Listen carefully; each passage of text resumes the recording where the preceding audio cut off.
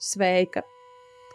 Es priecājos sveikt tevi šajā ceļojumā, kur meditācija savīsies ar taro simboliem, ļaujot tev dziļāk ielūkoties gan taro simbolos, gan pašai savā iekšējā pasaulē. Mūsu meditāciju cikls ir domāts, lai tu apstātos, iedziļinātos sevī un atrastu atbildes, kas patiesībā jau sen mīt tavā sirdī.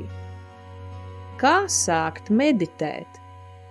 Tu jau zini, ka meditācija ir klusuma māksla, kurā mēs dodam sev iespēju sadzirdēt savas dvēseles balsi, savu sirds balsi. Pirms sākt meditēt, es tev ieteiktu izvēlēties mierīgu un klusu vietu, kur tevi neviens netraucēs. Neskraidīs bērni vai draugi, ģimenes locekļi, kur tu vari būt viena pati ar sevi vismaz sākumā netraucēta. Tu vari sēdēt uz krēsla, tu vari sēdēt uz grīdas vai, ja māki, uz meditācijas spilvena vai lotusa pozā, vienalga. Galvenais, lai tava mugura būtu taisna, bet savukārt ķermenis būtu atslābināts. Ja tu vēlies, aizdedz sveci, aizdedz kādu smaržu kociņu, ielēji eļļu aromātu lampiņā, jebkurā gadījumā rādi sev mierīgu noskaņu. Starp citu fonā var uzlikt arī relaksējošu mūziku. Un tad noliec blakus sev taro kārti. Šodien mēs meditēsim ar arkānu āksts. Tā simbola tev vadīs šajā meditācijā. Un, kad esi gatava sākt, aizver acis un sāc ar pāris dziļām ieelpām caur degunu, ļaujot sev nomierināties un pārslēgties no ārējās pasaules, no ārējās steigas uz iekšējo. Gadījumā, ja tu spēr tikai pirmos soļus meditācijā, es tev ieteiktu izvēlēties skaitīšanas tehniku, jo tā palīdz fokusēties un izslēgt apkārtējos traucējošos faktorus. Tas notiek tā. Veici elpu, caur degunu skaitot līdz 4. Tad aizturi elpu un atkal saskaiti līdz 4. Un tad lēni izelpo, un lai tev izelpa būtu skaitījums, piemēram, līdz 6 vai ideāli, ja sanāk līdz 8. Paildzināta izelpa dod signālu ķermenim atslābināties. Ķermenis saprot, ka mēs tagad darbosimies mazliet savādāk. Veic šādu elpošanas ciklu vismaz 3 līdz 4 reizes. Pēc tam sāc vienkārši dabiski elpot. Mērķis nav piespiest mainīt elpošanu, bet vienkārši ļaut tai kļūt dziļākai un mierīgākai. Sākumā vari pavērot elpas ritmu, bet ar laiku ļaujies dabiskam elpas plūdumam, plūsmai. Nu jā, un tas vienmēr ir labs iesācēju jautājums, ko tad darīt meditācijas laikā? Meditācijas laikā ļauj savām domām plūst brīvi. Taču, kad tās aizklīst, maigi atries uzmanību pie elpas vai pie kārtas simboliem, kurus es tev atklāšu.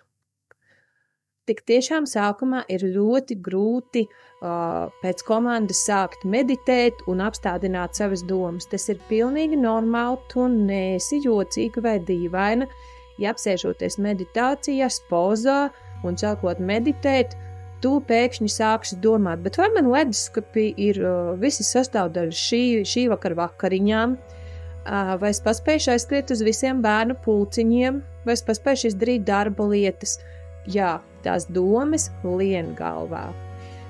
Neaizliec sev domāt, bet nepieķeries viņām. Maigi atgriez uzmanību pie elpas un sakoncentrējies uz to, ko tev es stāstīšu. Tātad mēs vizualizēsim āksta pasauli, sajutīsim viņa vieglumu, drosmi un atvērtību. Viņš ir atvērts dzīves piedzīvojumiem. Iedomājies, ka tu pati esi šis ceļotājs, ko tu paņem līdzi savā ceļā. Kā tu sajustos, stāvot uz klints malas. Protams, mēs caur šo meditāciju iepazīsim simbolu pasauli, bet ko šī meditācija dos? Āksta arkāns raisa sekojošas enerģijas. Vienkārši šī enerģija tev palīdzēs sākt kaut ko no jauna, jo āksts simbolizē jaunu sākumu, iespējas un drosmi, bet šīs meditācijas tu jutīsies vairāk gatavi spērt pirmos soļus pretī saviem sapņiem. Protams, tas palīdzēs attīstīt intuīciju, jo suns pie āksta kājām atgādina par tavu iekšējo balsi, kas vienmēr vēd pareizajā virzienā un mūs nosargā. Tāpat meditācija ar āksta arkānu palīdz atlaist bailes. Klints un bezdibenis māca, ka risks bieži vien ved pie visvērtīgākās pieredzes. Tātad šī meditācija palīdzēs atlaist bailes un uzticēties dzīvē. Atklāj savu spēku. Tu sapratīsi caur meditāciju, ka tevī jau ir visi vajadzīgie resursi. Tu esi tā kā tas mazais āksta saišķītis, kur ir iekšā viss pamats. Bet pāriesim vēl pie ļoti svarīga jautājuma, cik bieži meditēt. Zini, meditāciju ar vienu konkrētu taro kārti, piemēram, ākstu, tu vari veikt tik bieži, cik jūti, ka tas tev ir nepieciešams. Tomēr, lai maksimāli izmantotu šīs simbolu un taro arkānu un meditācijas prakses potenciālu, ieteicama ir meditācija katru dienu.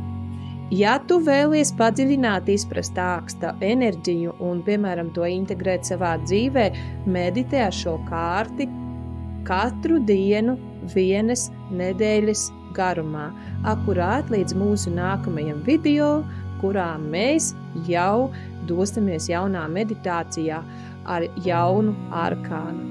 Ko tas tev ļaus? Tas tev ļaus iepazīt kārtīgi šo te simboliku āksta no dažādiem skatu punktiem, redzējumiem, un galvenais ievērot, kā mainās sajūtas un atziņas saistībā ar šo kārtu. Iespējams, ka tu pirms meditācijas skatījies uz ākstu un domā vienu, bet pēc meditācijas tu jau spēj šo arkānu uztvert daudz dziļāk. Bet, ja gadījumā esi ļoti aizņemta ar maz laika, var ieplānot meditāciju 1 vai 2 reizes nedēļā, arī tas ir ok. Tas sniegs pietiekami daudz laika refleksijai, lai tu vari visu tā kā sagrimot un ļaut sev asimilēt iegūtās atziņas un pielietot tās ikdienā. Lai uzturētu līdzsvaru un dažādību pēc vairākām meditācijām ākstu, tu vari pāriet pie citām kārtīm. Piemēram, meditēt ar ākstu 1 nedēļu, tad pievērsties kārtīm, kas simbolizē nākamos soļus jau, kā mēs jau runājām, magam un virspriesterē. Bet ļoti svarīgi šo meditāciju laikā ir ievērot sekojošas lietas. Vienmēr ieklausies sevī. Ja jūti, ka kārts vairs nerada jaunas atziņas un meditatīvais process kļūst tāds mehānisks, paņem pauzi un izvēlies citu kārti. Varbūt pat izlaid kādas dienas ar meditāciju. Meditācijai nekādā gadījumā nav jākļūst par katorgu. Man vajag katru dienu, un es tur tagad tikai, lai ievilktu ķeksīti, esmu to izdarījusi. Nē, labāk meditēt tad, kad jūti, ka tu to gribi. Protams, reizēm ir grūti saņemties, bet, ja tā ir nepārvarams saņemšanās problēma, tad labāk izlaid. Un galvenais, katrā meditācijā esi apzināta. Katra meditācija ar ākstu vai kādu citu arkānu ir kā piedzīvojums. Atveries jauniem skatījumiem, jaunām pieredzēm. Un atceries, ka meditācijas mērķis ir ne tikai izprast kārti, bet arī sajust, kā tās enerģijas rezonē ar tevi pašu un palīdz tevā ceļā. Tātad meditē ar ākstu tik bieži, cik tas palīdz tev iedziļināties sevī un radīt pārmaiņas. Ko? Tagad mēs varam sākt. Veic ielpas nepieciešamās. Un tad aizver acis. Ielpo dziļi un sajūti āksta vieglumu. Uzticies savam ceļam un ļauj, lai šī meditācija kļūst par tavu pirmo soli nebeidzamā piedzīvojumā. Šodien mēs ielūkojamies āksta pasaulē. Šī kārts ir kā dzīves sākuma punkts. Balta lapa, kurā var ierakstīt visu, ko sirds vēlas. Taču katrs simbols āksta kārtī stāsta savu stāstu. Es tev to izstāstīšu. Vai esi kādreiz ievērojusi, ka pie āksta kājām skraida balts sunītis? Viņš nav tikai mājdzīvnieks, bet uzticams draugs, kas sargā un atgādina. Esi uzmanīga, bet neaizmirst izbaudīt piedzīvojumu. Tavā dzīvē suns simbolizē intuīciju. To mazo iekšējo balstiņu, kas tevi vedīs, pat ja neesi pārliecināta par ceļu, kuru ej. Kad viss šķiet neskaidrs, paļaujies uz šo balsi, tā nekļūdīsies. Skatoties uz ākstu, vai tu jūti adrenalīnu? Viņš stāv uz klints malas, gatavs spērt soli tukšumā. Bezdibens zem viņa kājām. Nav draudz, bet iespēja. Vai atceries to reizi, kad tu biji uz robežas starp es to darīšu un es baidos? Tieši klints simbolizē šo izvēli, palikt drošībā, vai riskēt un iegūt neizmērojamu pieredzi. Un tagad paskaties, debesīs spīd baltā saule, izgaismojot visu sev apkārt. Tā nav parasta saule, tā ir apgaismības un jauna sākuma simbols. Tā saka, tu vari visu sākt no nulles, un šī ir tava gaisma, kas palīdzēs atrast ceļu. Tevi sargā augstākie spēki un visuma gaisma. Kad dzīvē šķiet, ka viss ir apstājies, baltā saule tev atgādina, ka katrs rīts ir jauna un reāla iespēja. Kalni un ledāji, tavi sapņi un spēks. Tu redzi āksta kārtī, kalni tālumā, bet tie neliek tev sapņot. Tie taču atspoguļo lielos mērķus un izaicinājumus, kas vēl tev ir priekšā. Tomēr raugi neaizmirsti par ledājiem. Tie simbolizē spēku un tīrību, kas nepieciešami, lai pārvarētu šķēršļus. Bet tu jau zini, ka tava sirds jau zina, ka tu vari tikt galā ar visu. Vai esi ievērojis, cik košs ir viņa tērps? Tas ir krāsu pārpilns. Tas simbolizē dzīves daudzveidību. Šis tērps saka, nebaidies būt spilgt un patiesa. Kad jūties nesaprast, atceries, tava radošā būtība ir tavs spēks. Rokā āksts tur balta roze, kas simbolizē tīrību un mīlestību pret dzīvi. Vai esi kādreiz saņēmusi vai kādam dāvājusi baltu rozi? Tānis vēstījumu. Dzīve ir skaista, ja to pieņem ar mīlestību. Kad esi apjukusi, turpini paļauties uz savu sirdi. Tā tev parādīs skaistumu pat visvienkāršākajās lietās. Spieķis un saišķis ir tavi resursi. Raugi, plecos āksts nes spieķi un mazu saišķīti, kurā ir paslēpti visi resursi. Tas simbolizē tavu gatavību jebkādiem izaicinājumiem. Kad dzīvē nākas pieņemt lēmumus, atceries, tev jau ir viss nepieciešamais pamatam, lai tu tiktu galā. Uz āksta galvas lepni rotaļājas sarkanā spalva. Tas ir simbols enerģijai un kaislei. Tā ir kā uzsauciens, dzīvo no sirds, nebaidies riskēt un izpausties. Kad šķiet, ka drosme tevi pamet, spalva maigi atgādina, ka tevī deg dzīvības uguns. Un visbeidzot, iespējams pats svarīgākais skaitlis 0. Tas nav tikai tukšums, tā ir tieši neierobežota iespēja. Tu vari sākt no jebkura punkta un radīt savu ceļu, jo tieši 0 simbolizē, ka viss ir iespējams. Tagad padomā tu, ko tev šodien vēsta āksts. Šī kārts ir aicinājums pieņemt dzīvi tādu, kāda tā ir, ar visiem tās izaicinājumiem un iespējām. Ieklausies sevī, uzticies saviem instinktiem un nebaidies no nezināmā. Dzīve ir piedzīvojums, un tu esi tās galvenā varone. Ej uz priekšu ar drosmi, mīlestību un apziņu, ka katrs solis tevi ved tuvāk tavai patiesajai būtībai.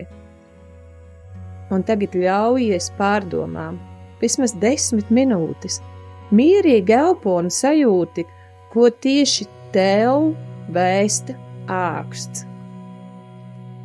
Tad lēnām atgriezies, izejot no meditācijas. Tu jautāsi, kā pareizi iziet no meditācijas? Vispirms sāc pievērst uzmanību savai elpai. Sajūti, kā tā ieplūst un izplūst no ķermeņa. Apzinies sev fizisko klātbūtni telpā. Tad pievērs uzmanību savām ķermeņa daļām, sākot no kāju pirkstiņiem līdz pat galvai. Iztēlojies, ka katra ķermeņa daļa pamazām mostas. Tad sāc ar maziem kustību signāliņiem, piemēram, pakustini pirkstiņu vai pēdu, maigi izstiep rokas virs galvas, ja esi sēdējusi, vai izstāj pa visu ķermeni, ja guli. Tas palīdzēs atbrīvot enerģiju un atgriezties pie fiziskās realitātes. Un, kad visbeidzot esi gatava, lēnītēm atver acis, lai pierastu pie gaismas un apkārtējās vides. Skaties apkārt, ieelpo dziļi un sajūti, kā enerģija atgriežas ķermenī. Pirms piecelies pasēdi, nevajag neko darīt strauji, vismaz pāris sekundes. Izbaudi šo mierpilno stāvokli un paturi prātā jebkādas atziņas vai sajūtas, kas tev radās meditācijas laikā. Iedzer ūdentiņu, tas palīdzēs iezemēt sevi un atjaunot arī enerģijas plūsmu. Un, ja ir laiks, vizē varbūt nelielā pastaiga, lai maigi atgrieztos pie ikdienas aktivitātēm. Starp citu, ja meditācijas laikā tev ir parādījušās kādas nozīmīgas domas, sajūtas vai atklāsmes, pieraksti tās savā dienas grāmatā vai piezīmu grāmatiņā, tas tev ļaus saglabāt un izmantot šīs atziņas vēlāk. Es pat tev ieteiktu ieviest meditāciju kladi vai atziņu kladi, jo pēc šīm meditācijām ļoti bieži nāk interesantas domas, kā arī sajūtas var būt interesantas. Iespējams piefiksēsi, ka tos vienu lietu skaties savādāk, bet tagad pēc meditāciju ciklu tu skatīsies vēl mazlietiņ savādāk. Arī arkāns tev atklāsies pavisam citā gaismā. Atrodi sev šīs 15-20 minūtes dienā, lai veltītu meditācijai kādu brīdi, bet ja ir kāda diena, kurā nekādīgi, tad tā, lai arī būtu, jo rītā ir jauna diena un, kā jau tu saproti, jaunas iespējas. Lai tev izdodās un lai šī meditācija nāk tev par labu.